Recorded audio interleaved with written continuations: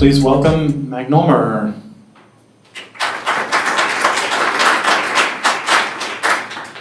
Thank you everyone. Thanks for being here today. The evening is certainly challenging with the weather outside, so I really appreciate you guys being here. My name is Ravish Majithia. I'm the founder and CEO of Magnomer. Some of you may have heard about us. We were recently winners of Mass Challenge. But I'm here to talk about a problem that's certainly on top of a lot of minds recently, and a problem that's worth solving. So, less than 2% of all plastic bottles get recycled. Most people are not aware of this fact. People think that there's about 30 to 35% recycling rates. That's what's seen out in the media. Those numbers are correct, they are accurate. It's not fake news. But those miss nuance. Those are the amount of bottles that actually are captured for recycling. After bottles are captured, they need to undergo a process where they are recycled back to plastic resin, which can then be used to make back bottles or other similar products. The inefficiency in the recycling process brings that number down to less than 2%. And this is not just an environmental problem. The environmental benefits of recycling are not realized until this number goes higher. In addition to the environmental, this is also a supply chain issue. Major consumer brands, PepsiCo, Coca-Cola, all of them are looking to increase recyclability of their bottle packaging. And they are doing it for two reasons. The first is a marketing benefit, but more importantly, recycled packaging or packaging with recycled content can be up to 10 to 15% cheaper than packaging made from virgin oil-based petroleum plastic. So why the inefficiency in the recyclability? A typical bottle, such as the Aquafina bottle here, is made of a variety of different types of plastic. And it's a recycler's job to separate these out individually from each other. And the label is the biggest problem. The lack of the ability of recyclers to separate this label out is the biggest technical bottleneck in recycling. We at Magnomer have a solution for this very specific problem. We have designed a magnetic coating, which is a one-to-one replacement for any ink that gets currently printed on the label, except our ink is magnetic in nature. This magnetic ink means that the recycler can now magnetically sort this label out, and this design to sort is a design to recycle. Let me show you how this works. Our first product for shrink sleeves, our coatings directly can be printed on these shrink sleeves themselves using existing printing processes. Bottle manufacturing doesn't see any changes.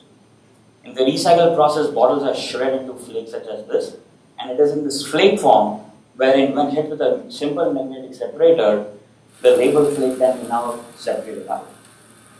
In this video you see the blue flake, which is our coating of blue color, separates out the label flake away in a different bucket, leaving behind higher quality, lower contamination, clear PET plastic, which can be now minted back into bottles.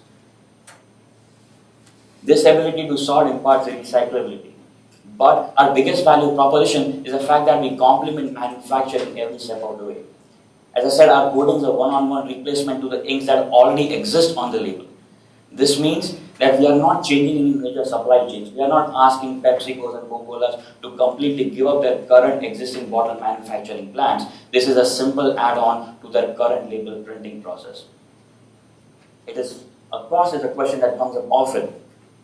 Again, think of the Aquafina bottle that I showed you. That particular label has 3 different colors on it. This is cost equivalent to adding a 4th color during the label printing process.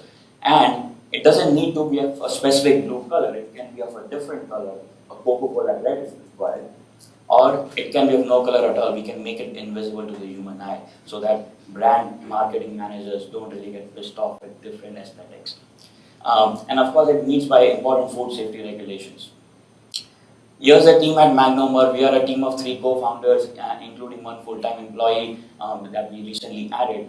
We are a team of PhDs and MBAs, and some of our partners are the industry leaders in the recycling space and in the zero waste thought process. So, Casella, one of the largest recyclers in the country, is someone that sits on our board of advisors. This is why I do what I do. If Magnomer really becomes a commercial reality. We think that by year 3, we will be able to double the amount of PET recycling in this country. And our end goal is to change the entire supply chain. An additional 505,000 tons of PET is out there to be recycled, which is already collected for recycling. If this PET gets recycled, that's equal to taking 250,000 cars off the road each year. That is the environmental impact that we hope to achieve, in addition to reducing cost and making the entire recycle supply chain more sustainable. Thank you.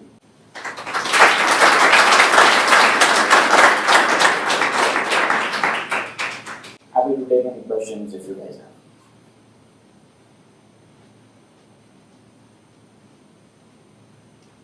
Yeah. How are you marketing your company? So we are selling directly to label manufacturers. Label manufacturers become our partners, and in their portfolio of variety of labels that they sell, this recyclable coating becomes an option that they sell along with their shrink sleeve product. Yeah. You said that adding your technology is the equivalent of adding an additional layer. Can you give us an idea of what the percentage or cost is or anything like that? Sure. So labels, because of the variety of size and the percentage of cost is hard to give, because some labels are very expensive. They employ very high-end inks, which make their cost go up. But to give you a range, an additional color in a typical label such as the Aquafina is less than 1/10 of a cent. And that same Aquafina bottle is about 3 cents a piece for manufacturing. So that gives you an idea of what percentage cost we're talking about. Yeah. You talked about it not affecting the supply chain on the manufacturing side. How about on the recycling side? I mean, are they used to magnetic separation? Is that something that is done in place? Yes, magnetic separation has been a technology that's been around for decades now. They typically use it to remove stray metal contamination. In this case, what happens is either a recycler adds a separate magnetic separator so that they can actually take the label, which itself is a recyclable commodity, by the way, or they can use a current separation if they don't really care about, or the economics of recycling that specific label doesn't work out. To give you a sense of cost, if they need to add another magnetic separator, that's about a $5,000 to $10,000 cost add, which is, for some of these facilities, which are millions of dollars worth of infrastructure, a no-brainer.